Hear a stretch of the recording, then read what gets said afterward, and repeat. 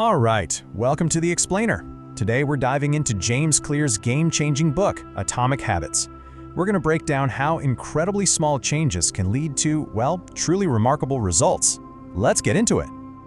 So, you might think a framework this powerful was born from some stroke of genius or success, right? Well, actually, it all started with a disaster. It began with a life-altering injury that completely changed everything for the author and forced him to rebuild his life from the ground up, one tiny piece at a time. Imagine this. It's the last day of your sophomore year in high school. A classmate swings a baseball bat, it slips, and it hits you square in the face. That's exactly what happened to James Clear. He was airlifted to the hospital with a shattered face, a swollen brain. It was bad. When a nurse asked him what year it was, he was off by 4 years. That just shows you how severe this was, and it was the start of a long, incredibly tough road to recovery. And it was during that really slow, difficult recovery, from learning basic things again to eventually getting back on the baseball field, that Clear stumbled upon something incredible. He discovered the profound power of making tiny, consistent improvements.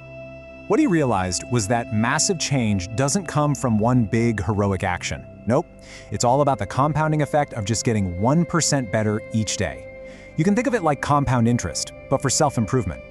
And just look at the math here. It's kind of mind-blowing. If you improve by just 1% every day for a year, you end up almost 38 times better. But if you get 1% worse each day, you decline nearly to zero. It's so clear. Over time, your small choices make time either your best friend or your worst enemy.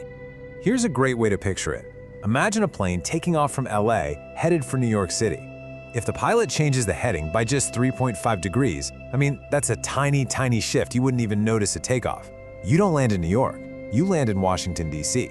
Your daily habits are that tiny shift for your life's journey. You know how sometimes you feel like you're putting in all this work but not seeing any results? Well, progress is often hidden until you hit a tipping point.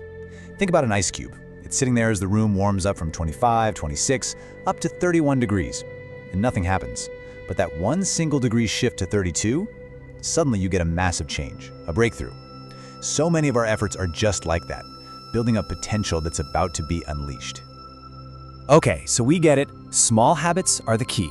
But how in the world do we actually build them? Well, Clear gives us a really simple 4-step model that our brain pretty much runs through for every single habit we have. And this is that habit loop. It all starts with a cue, which is a trigger. That trigger leads to a craving, which motivates us to take a response, which is the actual habit. And finally, that leads to a reward, which feels good and tells our brain, hey, remember this, let's do it again. So to build good habits, we don't have to fight our brains. We just have to, we have to hack this loop. And that's where the 4 laws of behavior change come in. We just need to make the cue obvious, make the craving attractive, make the response easy, and make the reward satisfying. All right, let's break down these 4 laws. Because when you use them, you can build this incredible system that makes good habits almost inevitable and bad habits practically impossible. So law number 1, make it obvious. Think about it. Our brains are constantly scanning our environment for clues about what to do next. So if the trigger for your good habit is hidden away or invisible, it's out of sight, out of mind. The whole game here is to redesign your environment so your good habits are just staring you in the face. And one of the absolute best ways to do this is a technique called habit stacking. It's so simple. You just link a new habit you want to start with a habit you already do. The formula is just, after my current habit, I will do my new habit. So it could be, after I pour my morning coffee, I will meditate for 1 minute. The coffee becomes the perfect can't-miss cue. Okay, on to law number 2, make it attractive. Now this one is all about psychology. See, our brains actually get more fired up about the anticipation of a reward than the reward itself. So if a habit feels like a total chore, you're always going to be fighting your own brain. The secret is to make your habits genuinely appealing, something you actually start to look forward to. And a super clever strategy for this is called temptation bundling. All you do is pair an action you want to do with an action you need to do. There's this great story about an engineering student who literally hacked his stationary bike so it would only play Netflix if he was pedaling at a certain speed. He got to binge his favorite shows, but only while he was getting his workout in. It's genius. Next up, law number 3, make it easy. Let's be honest, our brains are kind of lazy. They're fundamentally wired to conserve energy, which means we will almost always choose the path of least resistance. So, the more friction, The more steps you can remove from a good habit, the more likely you are to actually do it. And for this, the 2-minute rule is an absolute game changer. You just take whatever new habit you want to start and scale it down so it takes less than 2 minutes to do.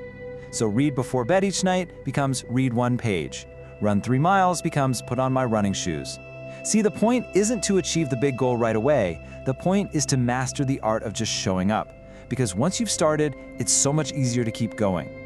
And that brings us to the final law. Number 4, make it satisfying. This is maybe the most important rule of all. Our brains are reward-seeking machines, plain and simple.